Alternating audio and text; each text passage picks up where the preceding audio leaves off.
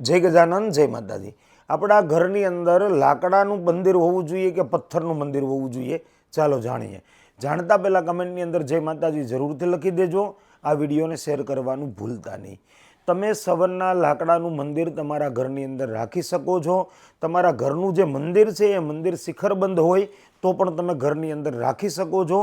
શરત એ છે કે મંદિરની માથે કોઈ પણ પ્રકારનો વેસ્ટેજ સામાન કે કોઈ પણ પ્રકારની પૂજામાં યુઝ થતી સામગ્રી તમારે મંદિરની માથે નથી રાખવાની। મંદિરની માથે કોઈ પણ વજન નહીં હોય અને સવનના લાકડાનું મંદિર જો તમારા ઘરની અંદર હશે તો એ તમારા ઘરની અંદર સકારાત્મક ઉર્જાઓને પૂરી પાડશે। અને બીજું, માર્બલ પથ્થરનું જે મંદિર આવે છે એ મંદિર પણ આપણે ઘરમાં રાખી શકીએ છીએ, પણ બને ત્યાં સુધી એની અંદર જે માથે શિખર આવે છે એ શિખર એક સરખા હોવા જોઈએ। તો બને ત્યાં સુધી ઘરની અંદર શ્રેષ્ઠમાં શ્રેષ્ઠ મંદિર આપણે સવનના લાકડાનું રાખી શકીએ। જય ગજાનન, જય માતાજી।